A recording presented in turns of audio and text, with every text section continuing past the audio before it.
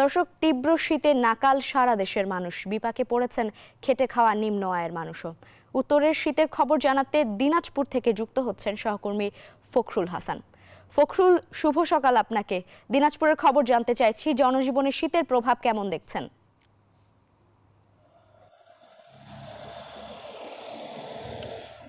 আপনাকেও শুভ সকাল জানাচ্ছি।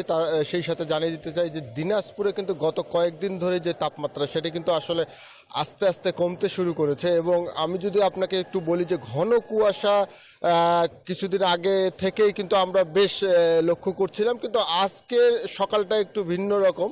আজকে কিন্তু সকাল প্রায় 7টা বাজতেই কিন্তু সূর্যের মুখ কিন্তু আমরা দেখতে পেয়েছি। এবং পাশাপাশি আপনাকে একটু তাপমাত্রা জানিয়ে দিতে চাই। দিনাজপুরের আবহাওয়া অফিস বলছেন যে আজকে সর্বনিম্ন তাপমাত্রা রেকর্ড করা হয়েছে 11.0 ডিগ্রি সেলসিয়াস, এবং গতকালকে ছিল 11.3 ডিগ্রি সেলসিয়াস, এবং তার আগের দিন ছিল কিন্তু 12.0 ডিগ্রি সেলসিয়াস। তবে আপনি বুঝতেই পাচ্ছেন যে আসলে তাপমাত্রা কিন্তু আস্তে আস্তে কমতে কমতে কিন্তু নিচের দিকে আসছে। এবং আশেপাশের কয়েকটি জেলারও খবর আমরা নিয়েছি। আশেপাশের কয়েকটি জেলায় কিন্তু 8-এর নিচে কিন্তু তাপমাত্রা কিন্তু নেমে এসেছে।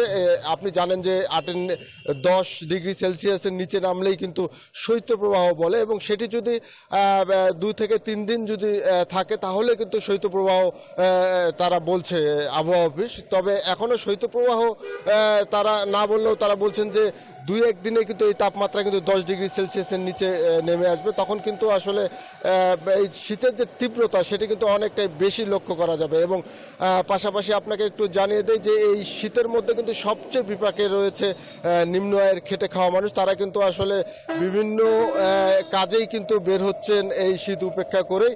এবং তারা বলছেন যে বিভিন্ন সংগঠন এবং সরকারি যে সহায়তা, বিশেষ করে শীত বস্ত্র, সেটি কিন্তু এবার কিন্তু অনেকটাই অপ্রতুল বলে তারা কিন্তু জানিয়েছে। যে গতবারে যেরকম কম্বল সহ অনেক কিছু তারা কিন্তু পেয়েছে, এবার কিন্তু সেটি একেবারেই তাদের হাতে আসেনি বলে কিন্তু তারা আমাকে অভিযোগ করেছে। তো দিনাজপুর থেকে এই ছিল আমার কাছে শীত নিয়ে সর্বশেষ।